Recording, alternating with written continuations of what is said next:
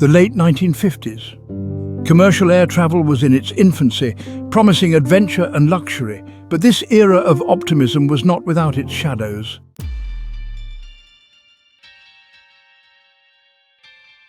As air travel became more commonplace, a new breed of criminals saw an opportunity. The potential for chaos and disruption was immense. These criminals were driven by desperation and a chilling disregard for human life. The world had already witnessed 7 hijackings. Each one left a mark, stories of terror and lives forever changed. This is the story of Aerovías Q Flight 330, the world's 8th hijacking.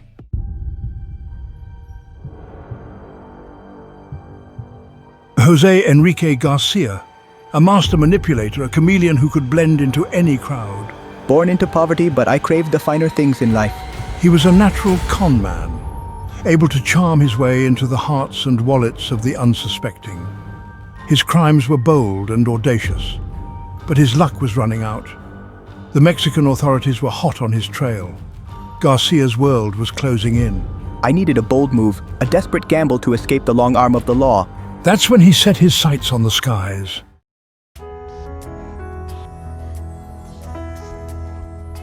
The Douglas DC-3, an aviation icon. Aerovías Q Flight 330 was scheduled to depart from Mexico City to Monterrey. The flight was fully booked, a mix of businessmen, families and tourists. Captain Fernando Rodriguez and co-pilot Javier Lopez went through their pre-flight checks. Everything looks good, Javier. Roger that, Captain. Unbeknownst to them, a storm was brewing, a human element of chaos disguised as a passenger. José Enrique García, armed with a pistol, was about to turn their routine flight into a nightmare.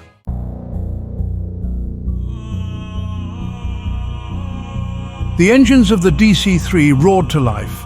The aircraft climbed gracefully into the dawn sky. As the DC-3 soared above the clouds, the passengers gazed out, captivated by the beauty below. José Enrique García sat quietly, his face a mask of composure. The flight attendants began their in-flight service, offering refreshments and smiles. The calm before the storm.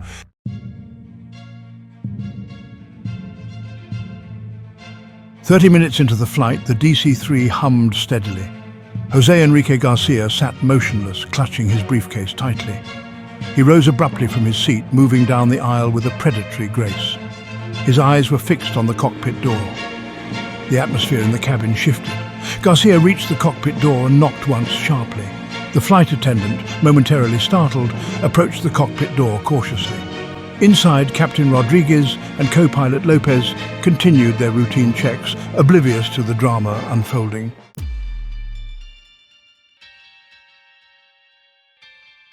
Can I help you, sir? The flight attendant opened the cockpit door slightly. García wasted no time, pushing past her forcefully. Take me to Havana, Cuba. García commanded, his voice low and menacing. Captain Rodriguez tried to assess the situation calmly. We're only fueled for Monterrey. We can't make it to Cuba. Garcia's eyes narrowed. Don't play games with me. You will refuel in Tampico. Then you will take me to Cuba. Do you understand? García snarled, his knuckles white with tension.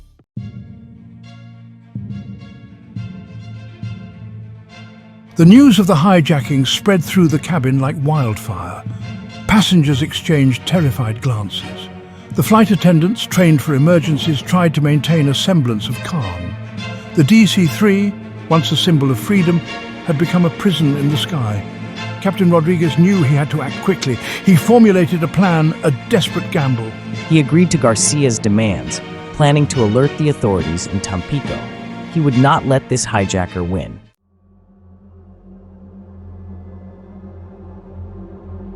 The atmosphere in the cockpit was suffocating. We'll land in Tampico for refueling. García grunted, his eyes narrowed. Don't try anything stupid. One wrong move and I'll kill you both and crash this plane. Captain Rodriguez nodded slowly, his face a mask of compliance. Inside, his mind raced, trying to find a way to alert the authorities.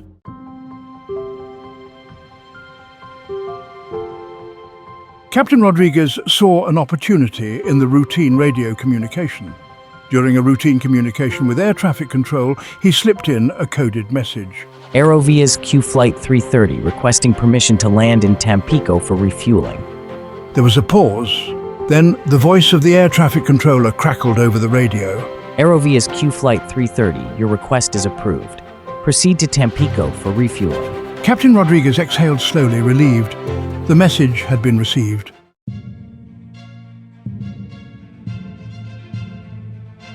The DC-3 descended through the clouds, the city of Tampico coming into view. The runway was illuminated by flashing red and blue lights. What's going on? Why are there so many police cars? Garcia demanded, his voice sharp with suspicion. It's probably just a drill. They do this sometimes. Captain Rodriguez tried to maintain his composure, but Garcia wasn't fooled. You lied to me. You were trying to warn the authorities. The DC-3 touched down on the tarmac with a screech of tires.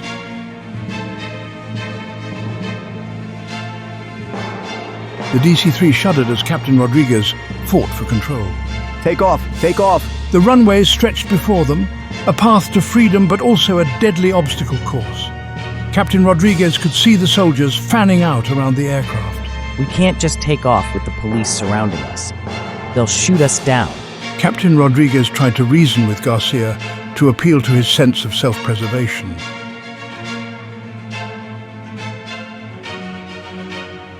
The DC-3 lurched forward as Captain Rodriguez pushed the throttles cautiously.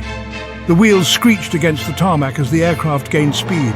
The passengers screamed, tossed about like ragdolls. The flight attendants clung to their jump seats, their faces pale with terror.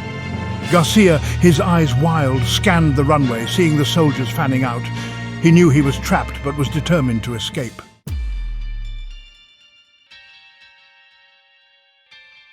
Silence descended upon the cabin. The echoes of gunfire faded into the distance. The only sound was the heavy breathing of the passengers and the soldiers. The air was thick with tension, the smell of gunpowder stinging their nostrils. This can't be happening. Garcia, his face contorted in a mixture of rage and despair, found himself surrounded. His escape plan had crumbled around him. His gun, still clutched in his hand, was now a useless symbol of his failed attempt at freedom. No, not like this. Outside, the setting sun cast long shadows across the tarmac. The flashing lights of emergency vehicles reflected in the windows of the DC-3, a constant reminder of the danger they had just faced. The passengers, still reeling from the ordeal, slowly began to comprehend the gravity of the situation. They were alive, but their ordeal was far from over. I need a way out. Garcia, his back against the wall, knew he had lost, but surrender was not in his nature. He was a desperate man, backed into a corner, his options dwindling with every passing second. His eyes darted around the cabin, searching for a hostage, a bargaining chip, anything to regain a semblance of control.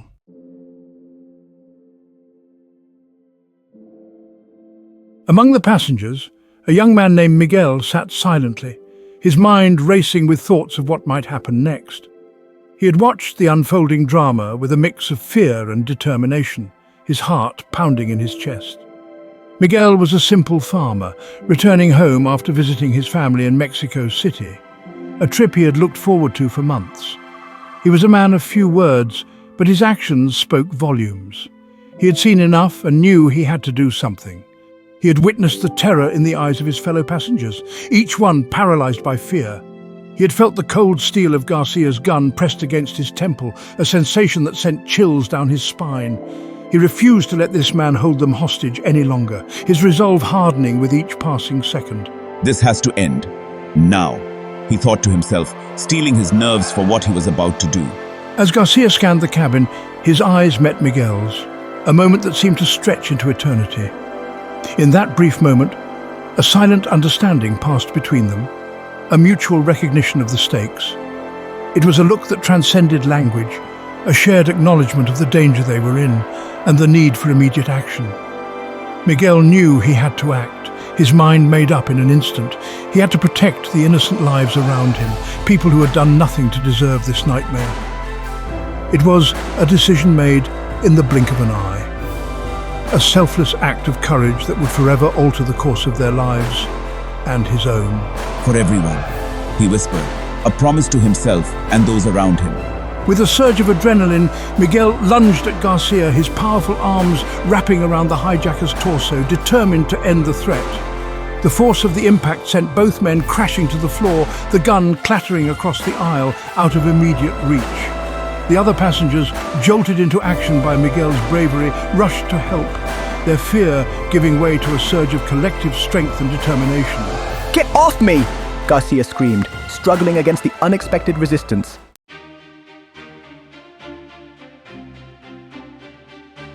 The struggle was brief but intense, a whirlwind of chaos and desperation. Garcia, caught off guard by Miguel's sudden attack, fought back with the desperation of a cornered animal, his every move driven by sheer survival instinct. But he was outnumbered, outmatched, and his spirit was broken, the fight draining out of him with each passing second. The passengers, united in their determination to see him brought to justice, overwhelmed him with their collective strength and resolve.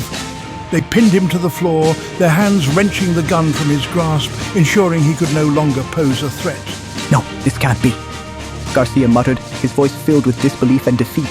The soldiers, alerted by the commotion, rushed into the cabin, their presence a beacon of hope for the terrified passengers. They found Garcia subdued, his face contorted in a mask of anger and defeat, his spirit visibly crushed.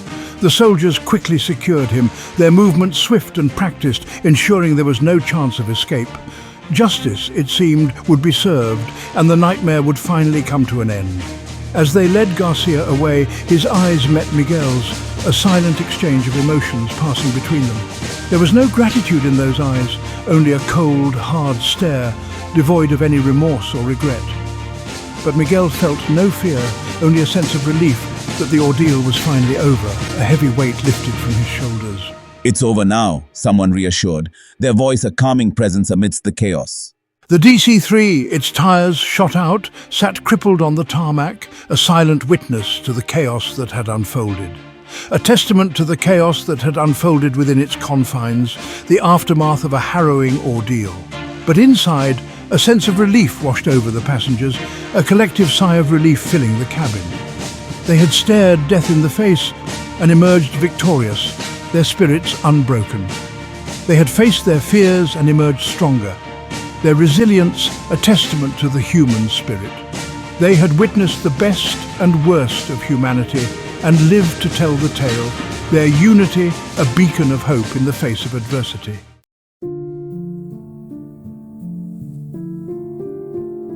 The sun dipped below the horizon, casting a warm glow over Tampico, painting the sky in hues of orange and pink. The air was thick with the smell of jet fuel and the hushed whispers of disbelief, as if the very atmosphere was holding its breath. Aerovías Q Flight 330, once a symbol of routine travel, now stood as a silent testament to the unpredictable nature of human behavior, a stark reminder of the fragility of our daily lives. The world watched in awe and horror as news of the hijacking spread like wildfire, capturing the collective imagination and fear of millions. The audacity of José Enrique García, a man driven to desperate measures, sent shockwaves through the aviation industry and beyond, challenging the very notion of safety in the skies. Garcia's ill-fated gamble for freedom had ended in a dramatic standoff, a testament to the courage of ordinary people thrust into extraordinary circumstances, their bravery shining through the chaos. The passengers, forever marked by the events of that day, disembarked the aircraft with a mixture of relief and gratitude, their faces etched with the memory of their ordeal. They had stared death in the face and emerged, shaken but alive, forever bound by their shared experience, a bond forged in the crucible of crisis. The hijacking of Aerovías Q Flight 330 marked a turning point in aviation history, a moment that would forever alter the landscape of air travel. It exposed the vulnerability of the skies, the ease with which a single individual could disrupt the delicate dance of air travel, shaking the foundations of an industry built on trust and precision. In the aftermath, airports around the world re-evaluated their security protocols, implementing stricter measures to ensure the safety and security of passengers, a new era of vigilance dawning. Metal detectors, once a rarity, became commonplace, a constant reminder of the potential for chaos lurking beneath the surface of everyday life. The skies, however, remember every story. They bear witness to the countless stories of hope and despair, of triumph and tragedy that unfold beneath their vast expanse, each one a thread in the tapestry of human experience.